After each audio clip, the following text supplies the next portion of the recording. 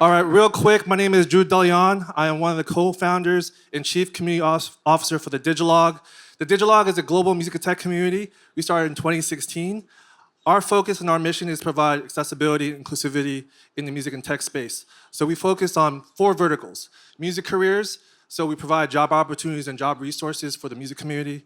Artist discovery, helping the artist community as far as editorial content, community support, and also peer-to-peer collaborations. Education, as you know, the landscape is constantly changing. So we want to provide real-time education as to like what's happening now. Yesterday was TikTok, today is clips, right? So, we want to provide real tools, but also to educate the community on tools. And lastly, community. So the community is y'all. So big round of applause for the community for showing up, for you guys being here. Without further ado, the Artist-Preneurship panel. Thank you, Drew. Thank you, Drew. Welcome, everybody. I'm going to introduce everybody. My name is Jason Reddick. I work for ASCAP. I run the Atlanta office. So if you ever need any type of publishing, any type of help with careers, just let me know. But I'm going to start my right here. We start with our left, my left. Erin, you want to introduce yourself? Hi, I'm Erin Venables. I manage industry relations on the music partnerships team at Dolby. And what that is all about enablement and providing resources for the music industry to enable for Dolby Atmos and Dolby Atmos music specifically. Dope. AMEA? Awesome. Thank you. My name is AMEA. I'm an independent artist from Texas, so big love. All right. Erin with 2 N's. Is that what we're going to roll with? Erin with 2 N's. I'm Erin with 2 N's. I'm the president of a company called Build Your Own Dreams. And so we express through experiential events, artist development, and just overall community gatherings. And so basically what we do is we manage and market artists and help them keep their IP instead of having to sell it. Dope. The man, the myth, the legend, Kayvan. I know y'all know the name, but nobody knows what it looks like. This is the real Kayvan, though. Hey, I'm Kayvan. I'm the director of A&R at Genius right now, also the founder of the Kayvan's House Discord community, which is a community also kind of for independent emerging artists, just providing resources, helping them figure things out. Yeah, nice to meet you all. And last but not least, big money, big money. What are we talking about? What's going on? My name is J.R. Mckee. I created a company called NPR Global, and we basically market and create and distribute content, everything from audio content as music to visual, social media content. Cool. So I guess I'm going to start with AMEA. This is an artist-preneurship panel. So and you're an artist, I wanted to talk about what does that mean to you, being an artist-preneur? Totally. So I started my independent career about 8 years ago, 7 years, really building a team. So that was my main focus, was really finding people who were aligned with my vision and my goal, which was, music education, but also healing through music. So, yeah. And what does that team look like? Because I know a lot of artists want to know, building a team, what does that look like? Yeah. I have one manager. We work in tandem. We're literally besties. I mean, we met in college. Walter Montesinos back there. Give him a round of applause. He works very hard. Yeah, we actually met in college. I saw that we had very aligned visions and decided, we can sharpen each other. And I think that's really important in any kind of business. I also own a tea company as well. And I think my business partners with that, everybody shares, the same vision. So that's really important. Dope. I'm going to go to Erin with 2 N's. Since you help artists build on that, what does that look like to you, artist-preneurship? I think it looks like finding your strength. I don't think there's one way to swim. I'm a salmon, so I swim upstream naturally. And I think that the industry would try to tell you it's release music, market it, hope your streams will make you money. And our company treats music as a loss leader, so it's just what you're known for. And then we go after the money around it. So we turn you into a brand. So we manage an artist named Xavier Omar, and we just started a tea company with him. So he has a tea distribution with a company in Northwest Arkansas, and he also curates parties. And so I think that I not to diminish the value of music, but fans have de-emphasized how much they're interested in spending on music. So instead of fighting an uphill battle, why not go play in another field? So that's usually what we do with our artists, is just lean into their strengths instead of trying to fight for the same property. We go build on other land. Outside of the box. And I forgot to ask, how many artists are in here? How many artists do we have in here?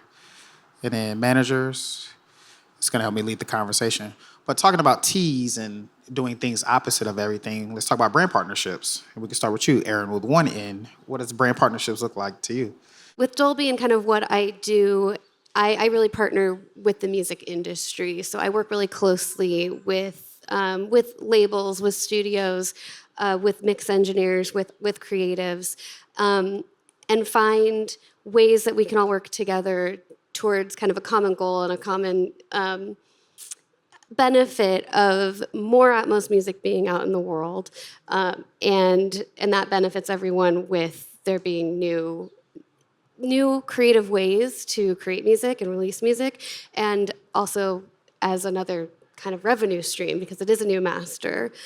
So that, for me, is what my partnerships look like in the work that I do within Dolby. And when we can find a way that that all works together, it's great. And I actually want to stick with that. How does, as an indie artist, a lot of these guys are indie artists, how would one go about creating that Atmos sound, that Dolby sound, like working with you guys? Yeah, absolutely. So whether you do mixing yourself or you're working with an engineer, the tools are available within kind of whatever workspace you're working in. So if you are in Pro Tools, it has a native piano in Pro Tools. In Logic, we're natively integrated. Nuendo, Cubase, there's VST plugins that work with Ableton, many others. So really, Atmos, we want to work in your workflow and not the other way around. So you can get started even just in headphones and then go into an Atmos-enabled studio and check out, your mix. But there's a lot of resources available online. If you want to learn how to mix in this format, you can get the tools online for free to download with the Dolby Atmos production suite. And there's tons of resources available through the Dolby Institute with self-guided educational programs, as well as quick start videos, and just a lot of resources available on there. Cool. Now I want to go to the Tyler Perry of Twitch. That would be Kayvan. Can you explain to us how Twitch works? Because you have an amazing setup with, Kayvan's house and everything like that. How does that work? I have never been called the Tyler Perry of anything. But if I could get, if anything that I do could be as successful as Tyler Perry, it's up there. Listen, Kayvan's house is up there on Twitch. It's amazing. Y'all should definitely check it out for sure. What was the question again? Sorry, you got me. You completely took me off track with. And Tyler I apologize. Perry. A lot of these people are my friends, so there's a lot of inside jokes. They'll be confused and all those things. But let's talk about Twitch. You and Kayvan's house on Twitch, and how does that work? And how can these guys monetize that and really build their foundation on Twitch the way you have? And you're not even an artist, and you've built a huge following. I mean, I think Twitch is amazing, right? Because it's a subscription-based kind of service, but people don't have to be subscribers to view things. So, like, for me, any of the platforms where you can do something that is subscription-based, but still offer, like, free products or free versions of the thing that you do, like, I think all that does is build community and build loyalty, which then, we talk about this with Drew and with JR a lot, like, the idea of a super fan and somebody who's going to spend money on something just because they actually just love you and, like what you're doing and want to be a part of it. I think that's what that's kind of allowed me to do with Twitch. So I do a music review, right? So I work in music. People try and send me music all the time. This was just something that I deal with in my DMs constantly. I don't have enough time to sit and go through every single DM and listen to songs. So this was a way of me having like a public-facing office hours almost of like, all right, 4 hours a week, I'm going to sit at my computer. I'm going to sit on live. We'll listen to songs together as a community. We'll give feedback as a community. So it's not just about what I'm saying about these songs, but also about what the people who are in the chat being active is saying about these songs too. That's allowed me to build a community of over 4,600 artists on Discord. Subscribers-wise, like we're going anywhere from, right now I'm rebuilding. I took a break, so I'm back at like 300, 400 subscribers. At peak last year, when I was like really consistently going, we got to like 600 to 800 subscribers, which is like, if you think about it from a business perspective, people are spending $5 a month for that subscription. It adds up over the period of a year. As an artist, there's a lot of things that you can do to still bring that value to your community. For me, I think I do have a little bit of an advantage in being able to say like, hey, like I'm gonna review your music. You can cut it. You can use it for social clips. That is stuff that people do want from me naturally. So I've just found a place that I can put that for them.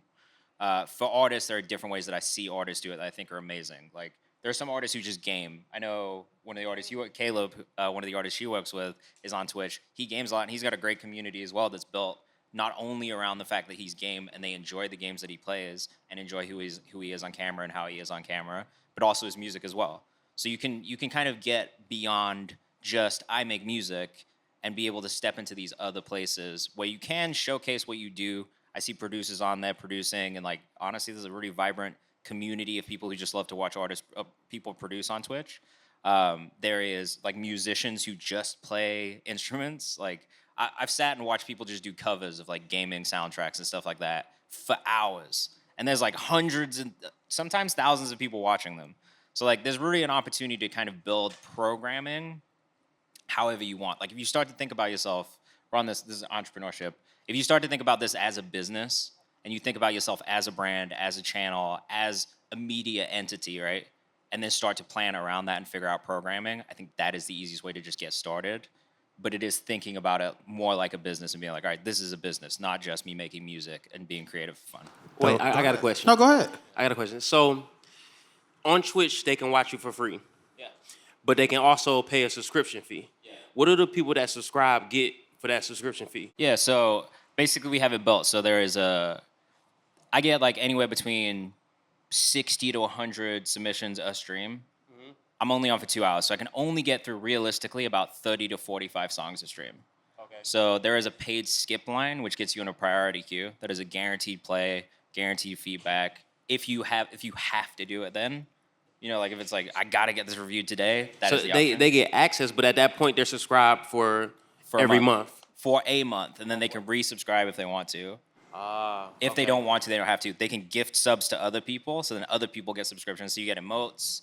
I have like you can do things like subscriber-only chats or subscriber-only streams. But let's say that artist that is playing an instrument all day or doing covers all day, what do their subscribers do? Or what would you suggest to them for their subscribers? So sometimes it's like subscriber-only chat. It's really like activating and like giving people more access. I'm really learning here, guys. I'm super sorry. Yeah, I was about to say, The let's ecosystem's welcome JR, phenomenal. the other moderator. I'm learning right now. You'd ask I don't mean to two questions hijack. already. I'm trying to understand. Yeah, go ahead.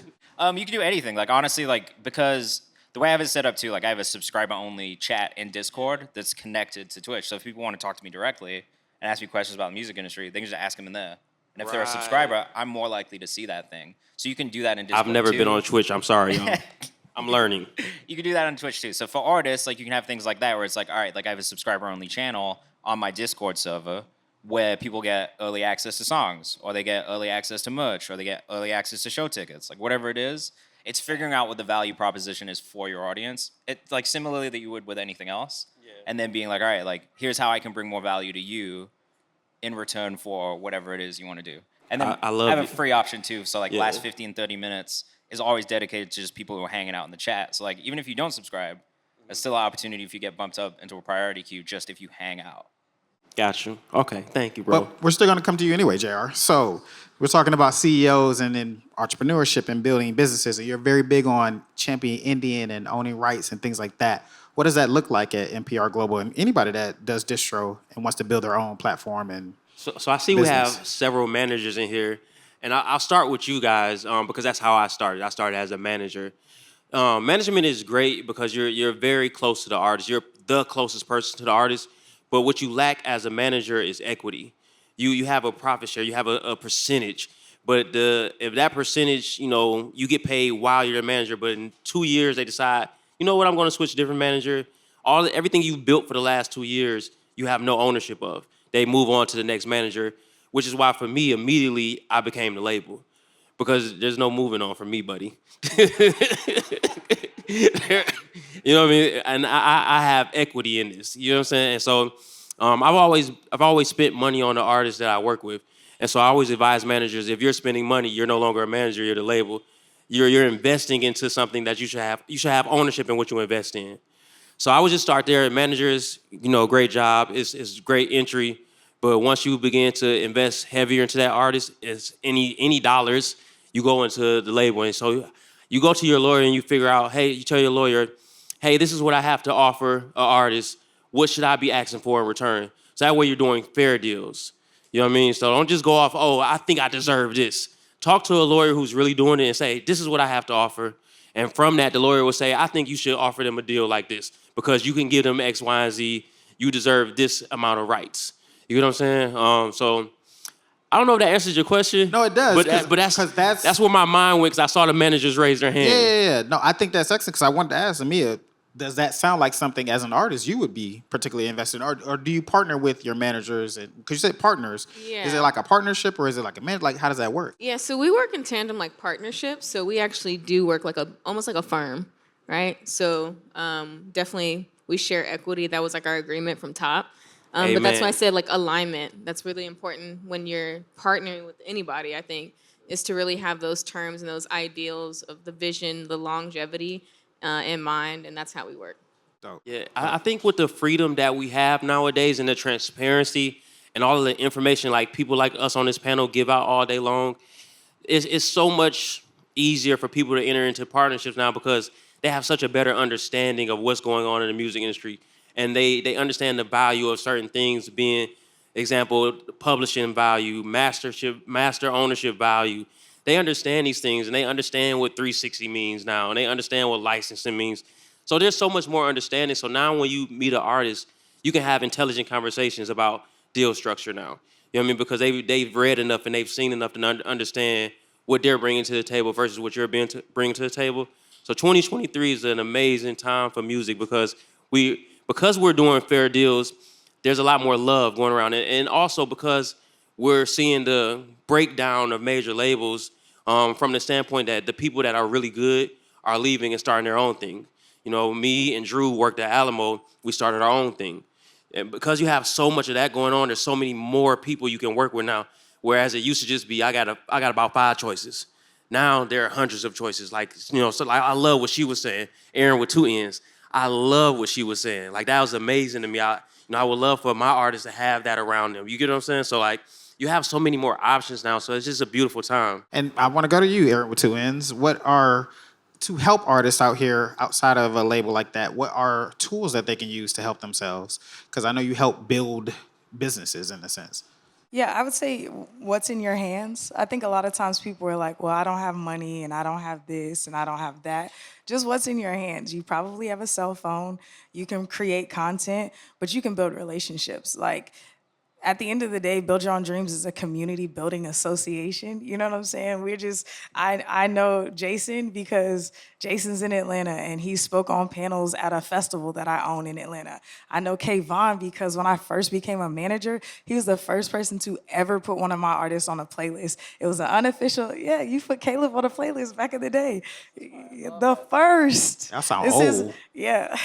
And it was an unofficial Spotify playlist, but my artist was 18, you know, and we were like, yo, somebody heard his song outside of his fan base, you know? So if you can build community, like, go outside. Everybody wants to live on the internet and complain about the internet. I was selling out shows in Atlanta before I ever had Instagram, you know? Like, even now, like, we sell shit out. I rarely ever post. You know what I'm saying? But it's like we build community. I'm outside. People like me. We have an email list, you know? So I would say what's in your hands, one, your mouth. You can open your mouth. It may be awkward, but you got to practice. Like, if you want to be on stage in front of thousands of people, start with an audience of 1. Go meet your next door neighbor. It blows I'm from the South, so I'm from Atlanta, the greatest city in the world. It blows my let mind. them know.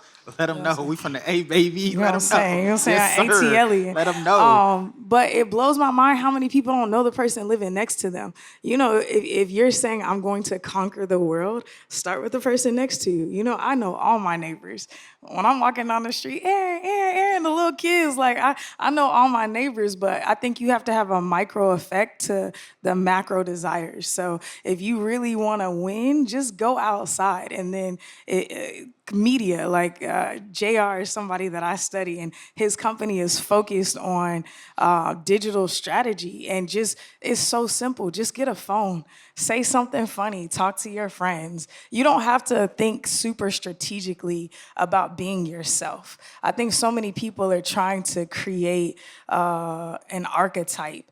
And it's like we all are already one. Just be yourself on camera. You know, that's something I'm trying to get better at because I think I'm a likable person. I just never put shit on the internet. But if you can put yourself out in the real world and then they come back and see that you're the same person on the internet, people really want to care about you. And that's what you're trying to build.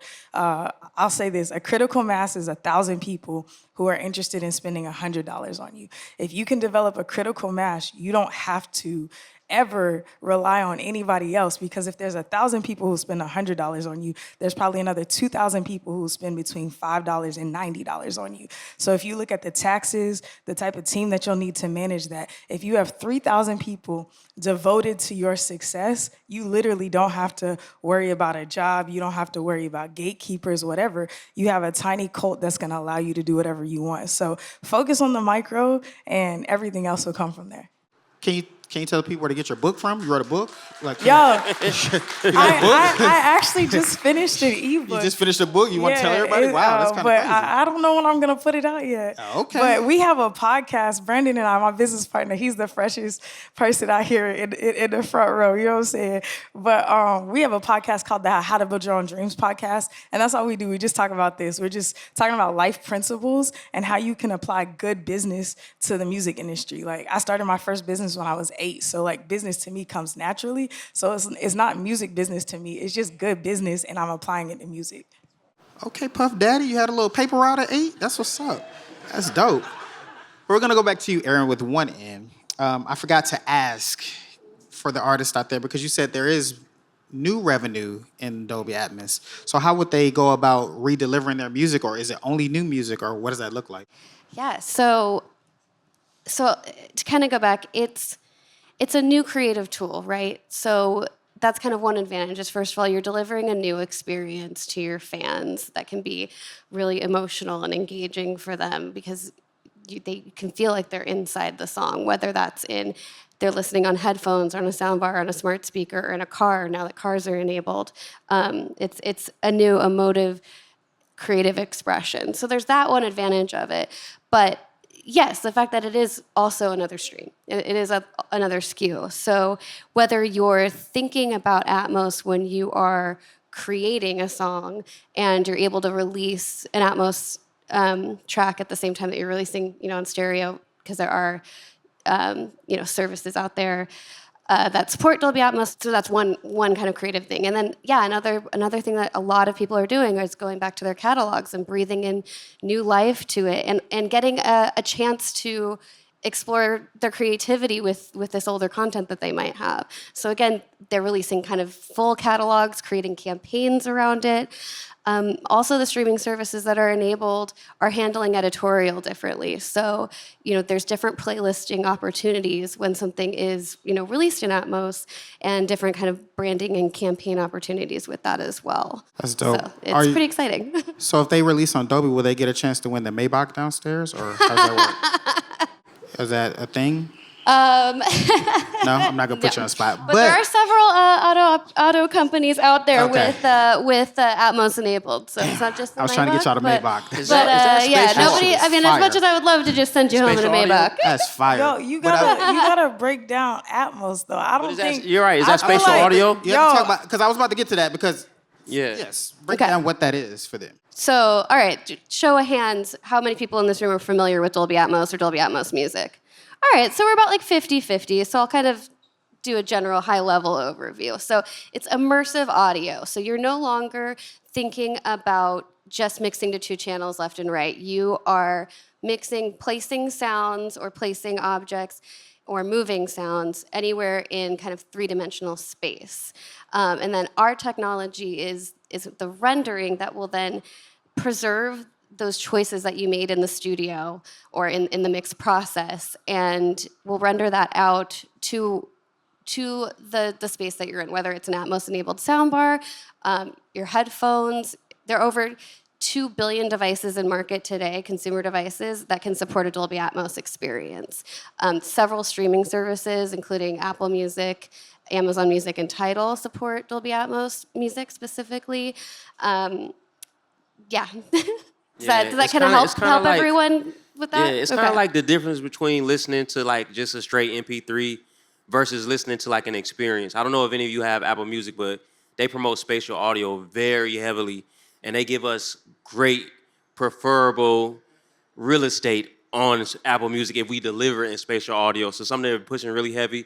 But I listened to it for the first time. I feel like You was in it the less than Maybach? a year ago. Oh, No, I listened to spatial audio for the first time. Oh, you was in the Maybach yesterday though. With Did you Dolby hear? Atmos. I was in the Maybach, and I Okay. did listen to spatial audio Okay. in the Maybach yesterday. I appreciate y'all. Okay. But that's how I was trying. All I'm saying is I listened to maybe a little over a year ago, less than a year ago, and it's really much more of an experience because if you imagine like surround sound, like the sounds are coming from different places, and it's just it's pretty cool. Y'all should try it out. dope. Did you Yeah, give and him a like you check? can hear like You the- gave him a check? Yeah, he's going hard. He's going hard. you're hired. I'm just telling you my Man's experience with it. going Like hard for that joint. it's amazing. It's very Nah, amazing. but You're no yes. longer listening to Depth, music. it's You're clarity. experiencing. No, you're not listening to music. You're experiencing music. Yes. And this is And we're, you can we're t- trying and to you give can pay you me some for that. tools. Yes. And we're trying to give you all some tools that separate you from everybody else that's putting out music Yeah. that is not taking the time to make Yeah. it quality and a big Yeah. deal. So Yeah. that's pretty dope. But I do, since you were talking about catalogs, I want to talk about what you guys are doing with Justine Sky. I think that's pretty cool. Yes, and yes. I want to Catalog music. bring that up because a lot of people just put out music and walk away from it if it didn't do well, not knowing that song could hit any time. Because if nobody's ever heard it, it's still brand new. Right. I mean, the way that social media works now, catalog songs are coming up every single day. And to this new generation, these are brand new songs. They don't know when they came out. And they're not like us and on the panel that go look and see, oh, it came out in 2014. They don't do that. They just listen to the music. You know what I mean? That's all they do. They just, Right. it's just but with Justine Sky, she put out a record in 2014 on Atlantic Records. And her mother is an entertainment lawyer. So when she left Atlantic, her mother got those masters back. So she owns Collide 100%. Oh, wow. Yeah, so she owns 100% of Collide. But anyway, so what happened was somebody at one of the Netflix shows, you know how you have content creators that run your channels, social media channels? Yeah. One of the social media people from there used Collide Oh, as in one a of the sync. TikToks. Okay. And that's what gave it that initial spark. And then East Asia picked it up and started going crazy with it. So when it came to us, it was going crazy in East Asia. And so we made it crazy worldwide. You know what I mean? But it was like you said, it's a record from 2014. Nobody knows this. Nobody cares. To these kids, it's all brand new music. And so they're treating it like that. And so, I mean, I think we started working on the record in December, and by January, it was the #1 record on TikTok. And so, yeah, it's a pretty incredible journey. It's still streaming about 3 million streams a day. So it's about to be platinum here. And it's just another win, man. wow, that's You know what I mean? congratulations. Put it in the W category, for, man. For NPR, that's another what's up. win, man. But I like how you casually just say 3 million. Like, these people want to know how you get from 3 to 3 million. Like, what does that look like as an artistpreneur? What do you got to do? Consistency, brick by brick. You know what I mean? I like to say, you can't. Good things won't happen to you unless you're putting out that energy. You know what I mean? And so for artists, you have to consistently put out good energy via content, via music, via podcast interviews, whatever you have to do to keep putting your energy out there. And then, special things can happen. Like Justine Sky didn't make that song go viral. Some random person that made a TikTok made that song and gave it its initial spark. You know what I mean? I use Kayvan as the example. He put out the song, what's the name of the song? Somebody help me. Renegade, but it's not called Renegade. It's called something else. Right? Oh, And they then changed a the little name to girl made a Renegade. dance Yeah, to it. they changed the name. You know what I mean? This, again, was out of his control, but look at the blessing it gave him a #1 record. You know what I'm saying? So it's like, that can't happen if you're not putting the music out. And so artists, your job is just to put that energy out there, and great things can happen from that energy. You don't know when that's going to happen, but you got to be consistent. You just got to be consistent as you can possibly be, and then those good things will happen to you. Dope. I just want to point out, so we've talked about community. That's a big deal. Consistency, and then putting the music out. Yeah, you gotta put it out there, man. Dope. What you about to say, Kayvan? I was just gonna say also, because I work with little to no budget a lot of the time when I'm pushing stuff, and I know that's the case for a lot of artists. The consistency aspect, very important, but don't spend money on shit you don't need. Like, I can't stress that enough. Like, I know every manager here probably feels the same way. Don't spend money on shit you don't need. What does that mean? Don't spend it on, because I I want to rent the Maybach, Kayvan, for the video. Like, I don't understand. What does that mean to not spend money? It's gonna give me the look. Like, I'm an artist. I gotta have the look. What does that mean? Identify the thing that you need. You know what I mean? Like that to me is the way to spend a small budget. Prioritize the things that you absolutely need help with. You know what I mean? So if it's video content, you can't shoot video, you can't edit video. Spend that budget on finding somebody to shoot video and edit video. If you don't know how to run ads, but you got to spend ads, hire somebody to do the ads. But it's prioritizing. This is the budget I have. This is the money I have to push this. And even if that comes over X amount of months, you know what I mean? It's budgeting it out in a way that makes sense that you can consistently be driving people to those songs or to those releases, even after the fact, because catalog is important. Dope. Yeah, and I think just to add to that, you know, I always explain to people that we only spend money on things that are already working. We don't spend money to make things work. Once it's working, that's when we spend the money. We'll spend nothing. I don't care who the artist is. I'm not spending a dime until it's already working, and that starts with content. All discovery is through content right now, so you have to make content, and that's how people will be able to discover you. And what we do is once a piece of content works, that drives revenue, by driving streams, that drives streams, which drives revenue, then we begin to spend on it. But if it's not driving streams, then all we're doing is building a following, which is great. But once something starts driving streams, we begin to spread that. That's what digital marketing is. It's a spreading of that content. And so I would just encourage everybody not to spend anything until you see something moving, and then you can spend into it. Your job right now is to put out things consistently, and everything right now in the music business is fan-led. All of these trends are organic, and then we build upon them. It's very rare that we start a trend. Now, we have done it before, Money Long with Time Machine. That was a trend that we started. So it's possible, but more possible is somebody else starting that trend for you. And so I just encourage artists, like what you're doing by putting out music is you're giving your fans the tools they need to blow you up, more or less. You know what I mean? Because 99% of trends are started by somebody that you don't even know. You know what I mean? All you're doing is you gotta get them the tools to start a trend. And so that's why you're giving them content, you're giving them music. That you're putting the tools in the fans' hands to begin to take what you give them and make trends. And that's really the name of the game at this moment. So being Scrooge McDuck with your money is what you're saying. Yeah, you have to, man, because you don't know which song is going to, like, you know how in the old days we used to make an album and say, hey, this is the single. That's gone. I don't know which of these 16 songs is going to be anything, and 16 of them might not be nothing. It might be the next 16 we put out or the next 16 we put out. But imagine if every song I say, oh, man, I got 20 bands, I'm going to put into it. I done spent 380 bands before I even get any traction. You see what I'm saying? So now I'm just putting the energy out there. And if something begins to move, I feed into it. And if I feed into it and it keeps moving, I feed into it some more. So I still don't, something's moving, put the whole 100 in it. No, I'm going to put 5. If it keep moving, I'll put another 5. If it keep moving, I'll put, and that's how you do it. Into incremental growth. Okay. Makes sense. I have something as well to kind of piggyback off of that. I was coming to you. Don't worry about it. Go ahead. But go ahead. Say what you want to say. Yeah, just to piggyback off of that, like community building. Really, I think taking advantage of live performances, like all the time. If you're a musician, like always do that. That's a good way also to like gauge audience interaction, see if people like the song too before you even get to the digital side, of it. And I think that's really important. And also gauging community too and building that community. You don't have to be an artist, though. I do panels all the time. Like, this shit works. Get in front of people. It's outside. You know what I'm saying? So I don't perform, but I'm out. This is a performance. This is a performance. All the world's a stage. Shout out to Piff Martin and Pete Payne in the back. My guys, I see you. Fact. Good people. But I still want to come back to you, AMEA. What is, for these people out here that are indie, what does that balance look like of figuring it out, but supporting yourself, building a life outside of music, but building music? Like, what does that look like to make it not where you go insane, I guess? Make it to where you're not going insane, even though technically being an artist is insane. Working in the music business is insanity. Real talk. Yeah, but It's a lot of fun. I think really just understanding yourself and your strengths, and also understanding like there's so many avenues outside of just being like Beyonce or Drake. Like if you literally right, you're funny. that's because when all the artists I talk to, that's what it is. That's the bar. Yeah, but there's so many other avenues. Like, I really like what Erin was saying because that's so true. It's like if you literally have, we started like 100, right? But if you have 1,000 people who are willing to commit $5 to you a month, it's $5,000, right?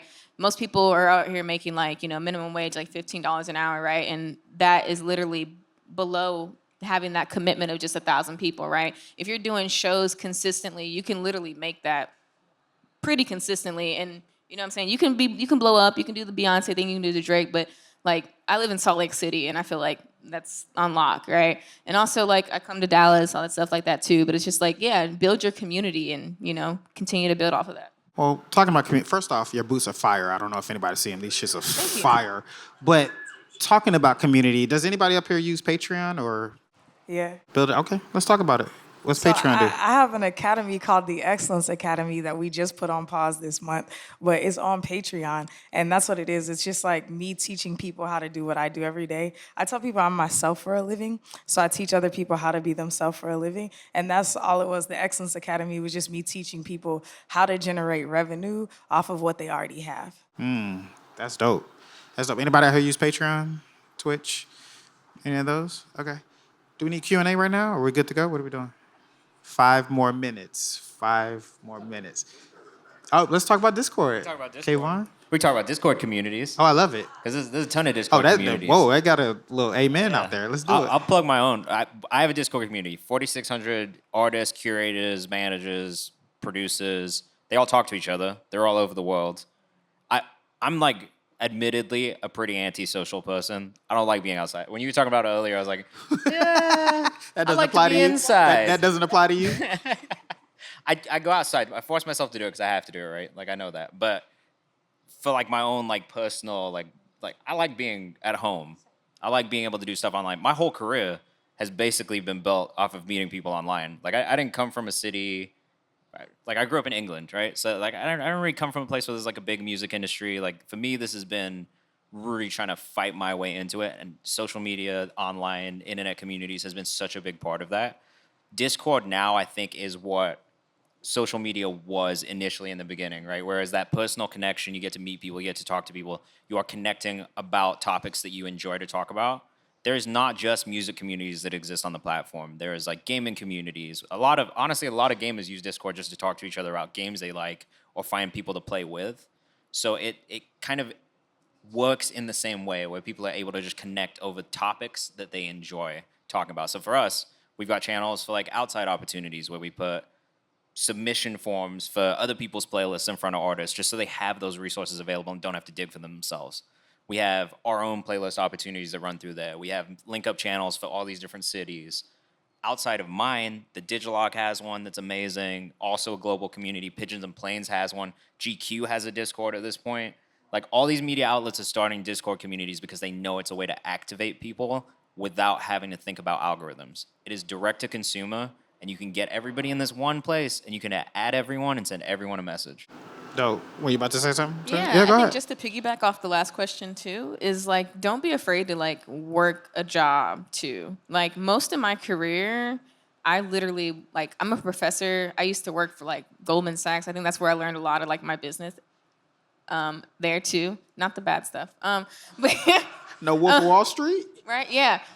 So like, don't be afraid to like work a job that actually like, you know, couples with your artistry as well. And I think that's something that like as artists, we're typically told, oh, just stick with art and you just do that. Like that's great too, but also, you know, diversify yourself, you know. It'll give you a budget to work with too. It gives you a budget to work Honestly, with. Like that's Makes a sense. big thing. If you don't have, yeah, you can be the label yourself. Exactly. Right. Exactly. Well, and I was about to say, to end before we have the Q&A, what is creative financing to all of you? What does that look like for an artist that doesn't have any money? How do they get some money besides robbing a bank?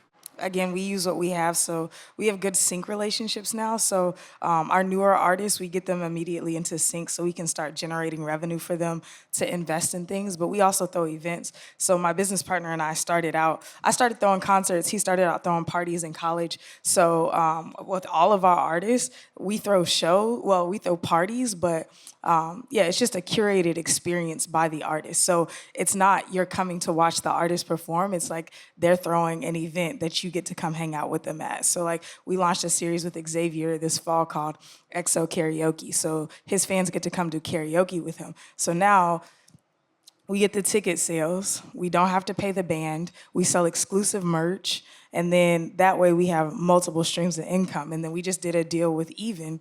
So I know y'all work with Even too, but Even is direct to consumer. It's kind of like the Bandcamp of Web3. So we get to we just released an R&B mixtape on Even. So we don't know if any of the music is ever going to come out. And what is it? Even? Spell it? It's a Even, platform, EVEN. Yeah, EVEN, EVEN. a new It's platform. going to be the platform that everybody in here will be using Y'all heard it here very first. soon. Y'all heard it here Yeah. first. Even. Okay. Oh yeah. Even House is this weekend, the 17th and 18th. So if you get on the platform, you'll get invited to their event. But so even with them, we threw an event called You're So Beautiful. So we threw a pop-up during Valentine's Day in LA at a flower shop. So people got to come shop exclusive merch and hang out with Xavier. But then we dropped an R&B mixtape on Even. So we don't have to pay, like the DSPs aren't getting the money. It's just people got to Direct to consumer. Direct to consumer. People got to tell us how much they wanted to pay for the project. So some people paid $200 for the project. Some people paid $5, but it's like You pay what you want. in a couple hours we made like 5 It's racks. and it was- even.biz. So if you go to IG, even, EVEN dot biz, even.biz. And then, so we did La Russell on there, and we did 100,000 in revenue in 5 days on Even, with allowing people to pay what they want. I think the highest person paid $2,500 for the album. And so, dope. yeah, it's a great platform, direct to consumer. And like I said, pretty soon, this will be everybody using this. For sure. And you have a book in the back as well? Not yet. Not yet? Okay. All right. I'm just trying to. So now they give me the thumbs up Q&A. I saw some kids from Vanderbilt earlier. They were asking questions. Where are those guys at? Where were they at? No? They're not here anymore? They were asking some good questions earlier, but we'll throw it to the floor. Anybody has questions? There's a lot of money up here, so if you want to get some, you should ask some good questions. JR is handing out checks. Obviously, Erin with 2 N's got checks. Like, it's a lot of money up here. Y'all better ask the right questions. Okay, hi, I'm Morgan Franklin. I'm a global manager for Budweiser. I have a question about brand partnerships. So as we're building this global platform, right, we're trying to bring up and coming artists up through the funnel around the world. Really trying to understand, what is the value of a brand partnership for y'all? What is the dream world? What is the dreamscape? Oh, wait, I want to start with the artist first, Kayvan. Yeah, because I think we have an idea of what we think we can bring to the table as the biggest beer brand in the world. However, how we do it needs to be super tactical, super strategic, and actually have value. So what is the value that y'all are looking for across the industry, whether you're an artist or a label, that we can bring and partner to create something beautiful? That's dope. Let's start with me and then Kayvan. Yeah, totally. I don't think I speak for all artists. I'm definitely avant-garde, but I definitely look for alignment in that partnership always. And I think that alignment starts with, obviously the intention of the brand, and if that actually goes with what I'm talking about in my music. I think that's pretty. I'd just like to state, we are a very different brand globally than what you see here in the Well, States. I actually was about. So- Well, I was about to say. I think that applies to all artists, because there are artists that just take the check, but because it didn't align, they didn't do all the deliverables. So I We've think that seen actually it. applies to everybody. But go ahead, Kayvan. So at Genius, I actually sit on the team that handles a lot of booking for branded content and doing directional talent. So I kind of sit in the space between talent and branded content a lot. For me, one of the biggest things that I notice, especially when we're working with brands externally, is just the approach that you take when thinking about the music industry specifically. There are a lot of cases where it's like they want to do work for hire, right? And it's like, have an artist come do a custom song, but we own the song. I think a lot of times it's just the responsibility to the artist that needs to be taken into account, and how much they're putting into whatever the partnership is. That is the thing that I notice the most, at least from the in-between, is just like, all right, like the money is always there and that's amazing, right? I think that is in itself a huge help. Like for a lot of these artists, especially at a more emerging level, when we can work with them earlier on, that is one of the things that I always walk away being like, all right, this is amazing. We've been able to put X amount of money, like dollars, in someone's pocket. The thing that I always wish that brands did a little bit more, and maybe took a little bit more time to understand, is the landscape of music. Because more oftentimes than not, like when we pitch artists, the feedback we get is always like, all right, this artist with the biggest follow account is the one to go with. You know what I mean? Versus like, oh, like maybe this is actually something that fits what our KPIs are and who we're, like the audience we're trying to reach, the segment of the audience that we're trying to sell to. And that's where I feel like maybe a better job could be done. When looking at a brand's role, right, what we bring to the table, yes, we could pay an artist. That's great. That's baseline, right? But when we think about stages, right, or you think about platforms, where can we be of value at the scale that we are at, right? Like I could put you on a stage at Super Bowl, I could put you on a stage at the World Cup, whatever it may be, but what is gonna help extend that and make it valuable for you? How do I help drive people to listen to your music? Is it driving people to the music? Is it driving community? Like how can we be of value? Well, I wanted to add what Kayvan was saying, because you're saying, yes, you can put them on Super Bowl and World Cup, but a lot of those artists aren't ready for that. So Right. is there like a Budweiser Fest where you're starting indie we're building artists? it. That's what I'm saying. Like Yeah, things like we're that building it. where indie artists can benefit from it and get their platform up and get their shine and leverage against what you guys have. Because if you guys posted somebody on you guys' IG page that they're performing there, that goes a lot further than just trying to put them on a Super Bowl stage that they're not ready for. Yeah, and then when I say Super Bowl, I'm saying I'm gonna bring you to Super Bowl, bring you to a Budweiser Hotel, do those kinds of things. But to me, it's more than pay for hire, right? Because that's only so valuable. I would say like longer term invest, like anything like programs for artists, like where it's like, hey, we're gonna put X amount of time into developing this thing or X amount of dollars into it. You know, So like an it's a accelerator longer-term program. investment. So an accelerator program. So if you have almost where people that are ambassadors of Budweiser and they post so many times, they get Do paid. y'all think to we have continue. the right to do that though? Yeah, So- it's If you ask the artist, it's the way why that not? you offer it. So I'll tell you, we did a deal with Puma, and they were like, "Here's the money, put the shoes on, post." But then we did a deal with Reebok, and Reebok says, "Hey, we want to walk with you for 6 months. Here's where our directives are, and we feel like your artist fits this." And they let us do whatever we wanted for 6 months. They just said, "We just need this amount of posts." We loved that deal because then by the end of the year, his fans were like, "Yo," pulling up to his events, like wearing the shoes. You know what I'm saying? Because they were like, "We saw this and this." So I think giving the artists, making it more like a partnership and integrating them into the process versus we're paying you for a branded post and we want you to show up here. Like, hey, we have these things that we're trying to accomplish. We love what your team is doing. How can we make this a handshake? How can we walk with you? And then when we finish this campaign, we're going to come back to you. Like, Crown Royal does this. So we did a campaign with Crown Royal. They'll come, you now are a part of the Crown Royal team. So like you do a big event with them, but every time they come back to your city, they invite you to the parties. And then if you have something that you release that seems that it's directed at the, or like would work with them, they'll come back and be like, "Hey, we can't give you the same budget, but this is what we have and we want to integrate with you." So making it more like an actual community versus a transactional thing. I think when most people first start, they love brand partnerships because it's money. But now it's like, especially for Black artists, I feel like it's the same bullshit that we've been getting into where they're just using us. So we're very intentional about the way we take on brand partnerships now. I told y'all, Erinn with 2 N's got a lot of money, y'all. I'm telling you. I better tap in.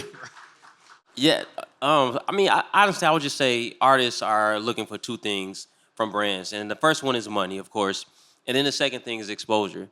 So if you pretty much figure out how can I give them those two things and still be in alignment, then I feel like that's the way to go. But she broke it down way better than I ever could. But I wanted the mic because I tell this story all the time. But on like any interview I get, my career actually was sort of skyrocketed because of a Budweiser commercial. So when I was 22, 23, I had an artist. We were really big. We were promoting them heavy, but nobody would give us a record deal. And so I was watching TV one day, and the Budweiser commercial came on. It was about two brothers. And in the commercial, one of the brothers did the marketing, and one of them did the brewing, like, you know, making the beer.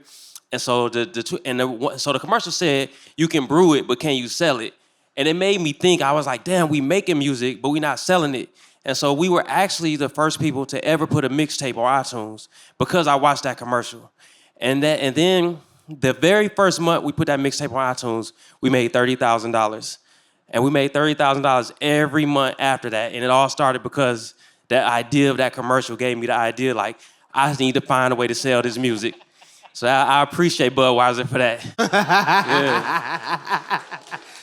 So unfortunately, they're kicking us out. So we only have one more question. I mean, I'm a rogue, so we're gonna do 3. But just give me one more. We'll see what happens. I don't know. We'll see what happens. Where's the mic? The mic right here? Yeah. Yes.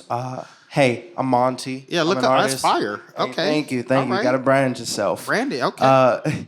My question is more so really in the same field, but if I already have brands that are using my music, but it's not through a direct relationship, you know, it is through like sync and other placements, how do I build that? Like, how do I start to like cultivate that and actually get something going, you know, when I have like huge people using it?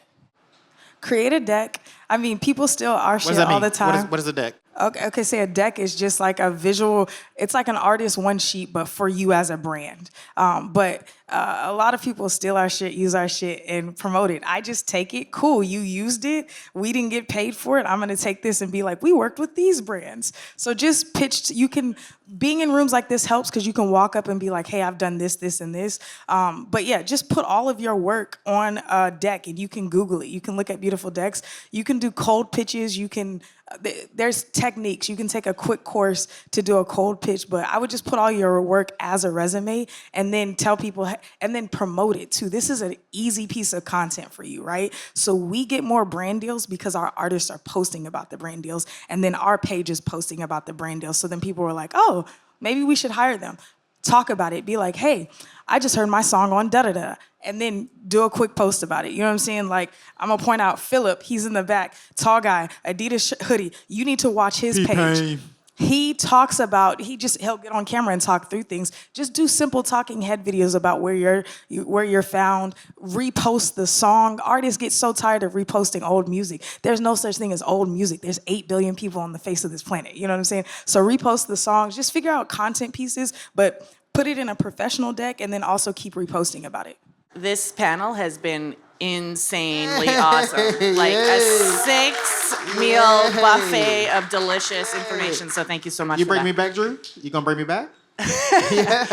Okay, so I would like to ask this question for people that I'm in my 40s, for a lot people that are a lot younger than me.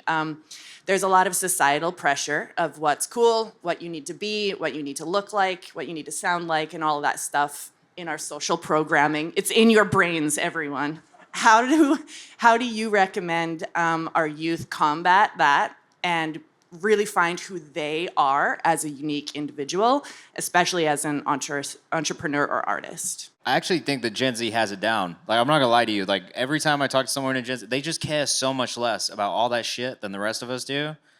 So my advice is really for everybody who's older than Gen Z, just stop caring as much. Yeah. None of this shit matters. Yes. Like, you're just living your life. Enjoy what you do what you love, and at the end of the day, like, you'll figure it out. This is not brain. We're not doing brain surgery. You know what I mean? Like, if I can do it, you guys can do it. That's how I feel. I'm not gonna speak for anybody else. But if I can do it, you guys can do it. I tell people I'm me for a living. I would say spend time with yourself. Comparison robs you of your joy. So if you're constantly looking beside you, you're gonna be like, well, I'm the only me. And I love that. Nobody can be a better me than me.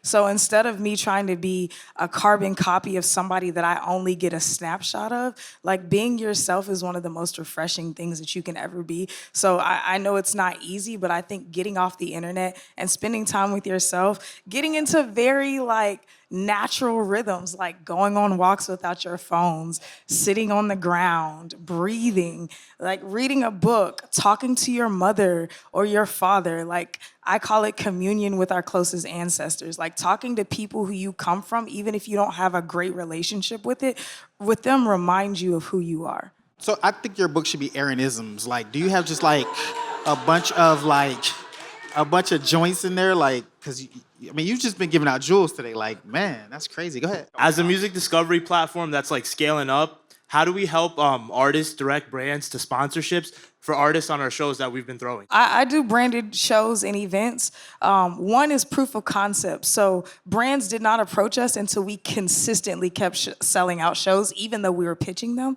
And then after that, you have to have whatever their tipping point is. Like, some brands won't invest in your event until you have at least 500 bodies. Some people will give you money if you have 10,000 emails. So you may only have 100 people coming, but you need to have 10,000 emails. So put together your asset deck. Don't worry about investing in the artist. Get them to invest in your show. Your show gets the brand in front of the artist, and then from there, you can get the artist integrated with the brand.